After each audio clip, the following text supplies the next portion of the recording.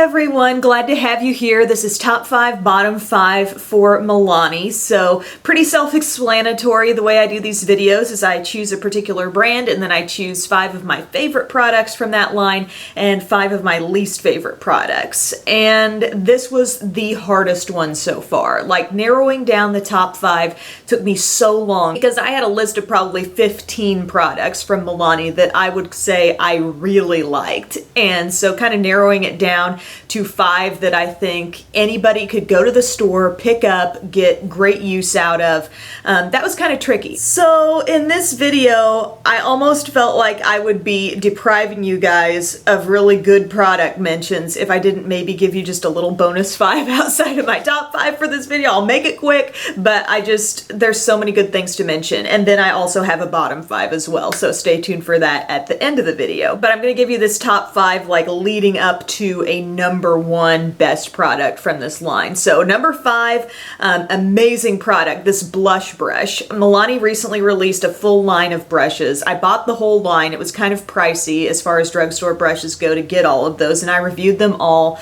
And this is definitely one of the best of the line. I've started to love it even more than I did in that video where I raved about it. So it's great for blush. It's an amazing contour brush. You know, you want to put your bronzer around the perimeter of your face, whatever. It's super soft. It's just full enough. I don't like my blush brush to be too big, and it definitely can't be too small either. You know what I'm saying? But it's got the perfect little taper toward the top where if you wanted to just dip into a highlight and just get it right on the edge of your brush there, you could do that and also, you know, keep that kind of confined to a certain area. So I love this brush, and if you were curious about any of them, this is definitely like the one you should pick up. Actually, they make a really good blending brush too. Number 2 product from Milani is the Shadow Eyes Shadow Sticks. These are creamy shadow sticks that set and last all day. There are some fun colors in this line that I have. There's a beautiful purple. I use the green a lot if I'm doing like a pop of green on the lower lash line with a shadow.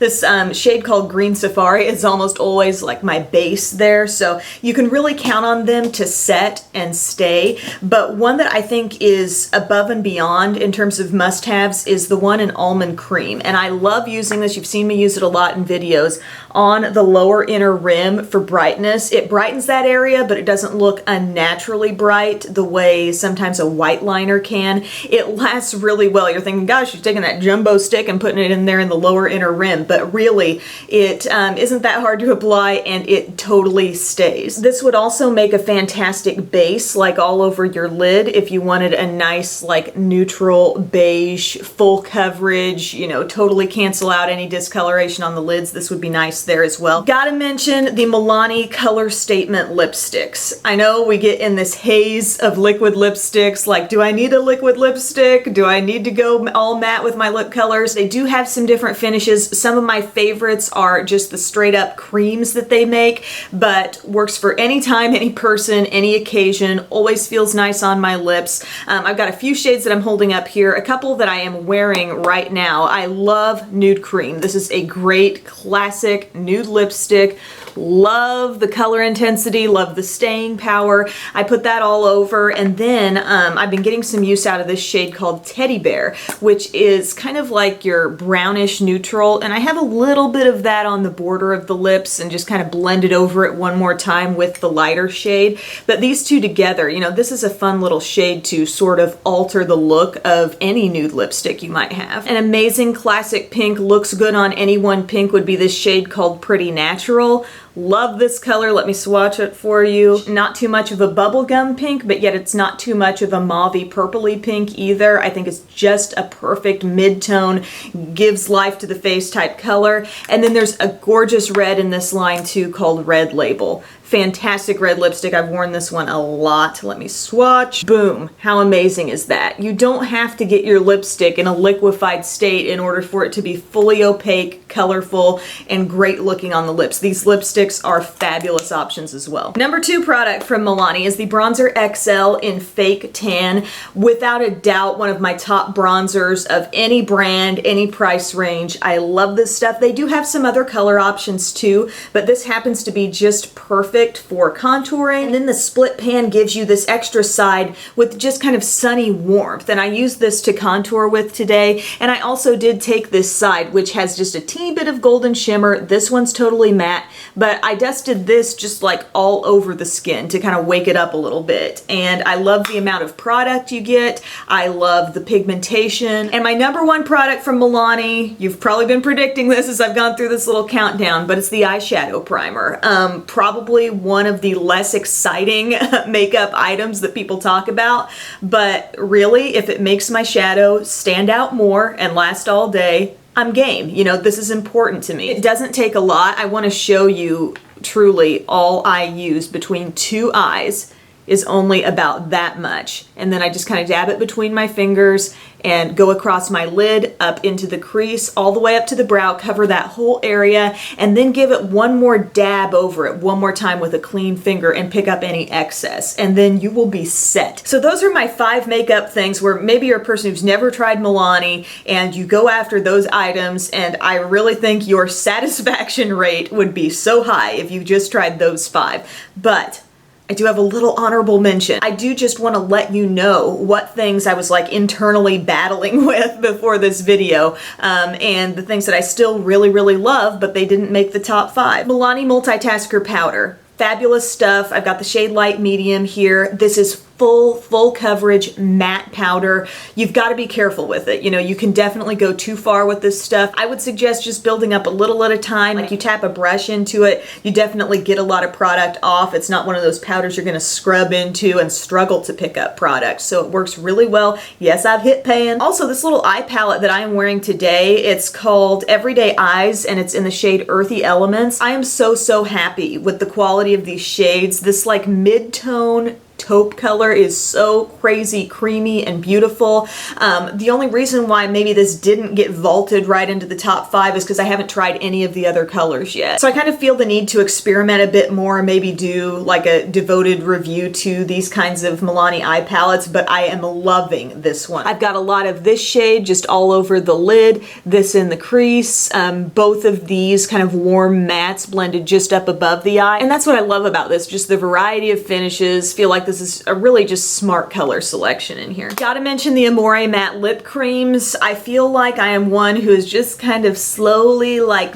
inching my way out of the matte lip color party. I'm really embracing my love for the classic lipstick these days, I gotta say. But Milani's Amore matte lip creams are some of the best for being true liquid lipsticks in that they are so thin. So you can apply a thin amount, get full color. They're not going to feel too heavy on the lips. This shade that I'm holding here is called Romance. It's a beautiful little deeper take on red. There's a gorgeous berry in this line as well. I just really felt the need to mention that for those of you who love the matte liquid lipsticks. Now I've kind of heard some mixed opinions on these, but I absolutely love these. They're called, I've worn off the label on this one, they're called Moisture Lock Lip Treatments, and they're basically lip oils, and I use them kind of as a pre-makeup lip softening routine, or you can use them just any time of day that your lips need a big drink of moisture. And I feel like it goes a little further for my lips moisture-wise than a classic lip balm. I love the rose. I've also got the honey lemon. The almond cocoa was one of the first ones I got, and since that time I've also gotten the peach mango and the raspberry. Like, I'm kind of crazy about these. I think a lot of people maybe expected those products to be something they weren't really designed to be. Like, they're not going to give color to your lips. They're a straight up treatment. And I don't feel like I get one distinct effect from the coconut one and then a totally different like purpose for my lips from the raspberry, let's say. I feel like the only difference in all those different ones is just scent. And, you know, balms may be completely adequate for a lot of people out there, but if you want to kind of step your lip moisturization up a notch, you might consider one of those lip oils. And then lastly, in my little, you know, just outside the top 5 products here, Milani has great blushes. The baked blushes, don't get me wrong, they're amazing, but a particular blush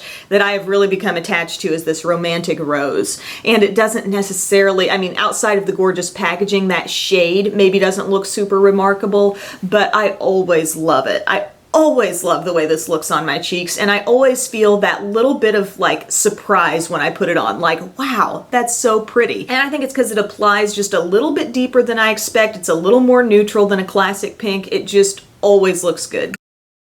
Now we're going to dive on into the bottom 5, some not so good things from Milani. This was a much easier list to put together because there just weren't as many different things to consider here. So that's good. We like brands to have more good things than bad things. But my number 5, and we're going to be working up to an ultimate worst product here, but number 5 would be this cream to powder makeup. I have it here in the shade medium beige. And I think when I first got this product and had tried it out, I thought it was kind of average, okay, but now that I've tried so many more cream type compacts or cream consistency foundations, I feel like this is quite a bit too heavy and kind of cakey looking on the skin. It also has a rather strong, like, old perfume type scent that I can't get over. I smell it anytime I apply it and I'm like, ooh. It's just the kind of thing that I know has been in Milani's line for some time, and I would not be surprised if they reformulated it. I hope they do and come out with like a really great coverage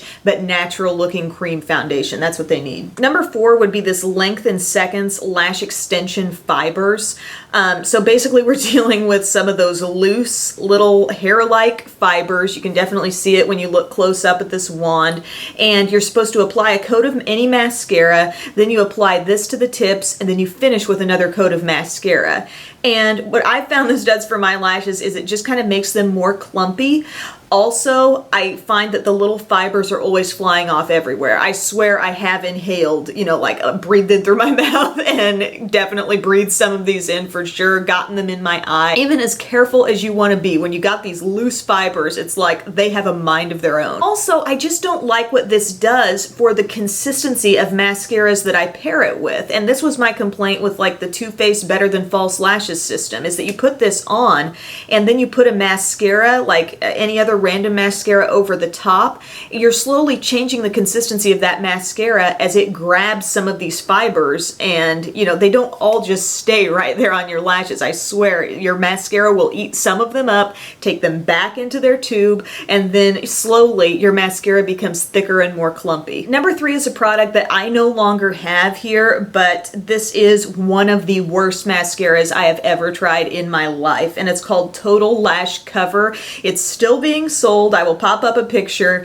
but it's got the most ridiculous wand. First off, there's a lot of space in the wand, so I feel like, spaced out bristles, just like areas holding clumps of product, so the lashes really easily get overloaded. But then, so much of the tip is just this rubber nub with nothing going on. Like, if there's any part of a mascara wand where you need some bristles, I would say it would be the tip, because that's the area where you're really, maneuvering around. Like, if there's any part of that brush that can hit the innermost lashes, it's going to be the tip. But when that tip contains no bristles, who thought that was a good idea? It's one of those things that leaves me scratching my head. Oh, things are getting serious here. For every product that I love from Milani, where I feel like people really sat down, put some time into creating great formulations and great products, there are some things where I'm like, what the heck, Milani? And one of those is this Fierce Foil line of stuff, including the eyeliner.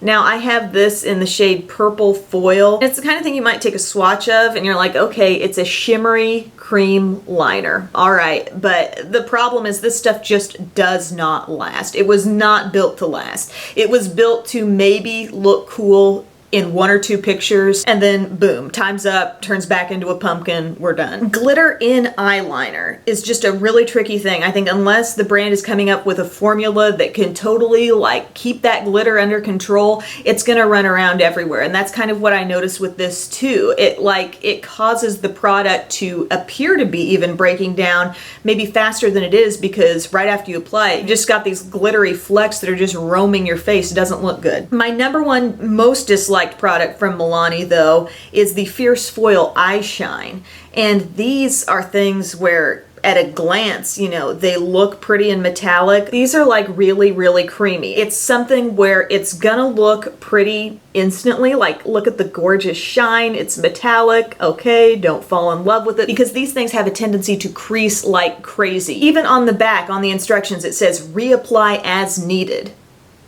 So it's like they know this stuff is not gonna be like in it for the long haul. So if you're going out at night, you're gonna look at your eyes and be like, okay, it's all collected in the crease. I guess I'll just kind of smear that around and put on more. That's not realistic for my life. And they also say a little goes a long way, but I think the problem with this texture is that it's hard to go small with this. Like even if you're thinking, I'm just gonna use a little like on top of the center of my lid to just accent my eye look. There is a thickness to these and there's a moisture that these seem to maintain. They don't really like set, dry down, you know, completely go to a long wearing state. So it's kind of a dangerous, risky thing to put on your eyes in my opinion. So I'm gonna leave it there. Thank you guys so much for watching. Let me know what brand you want to see next in my top 5, bottom 5 series, and I will see you again soon. Bye.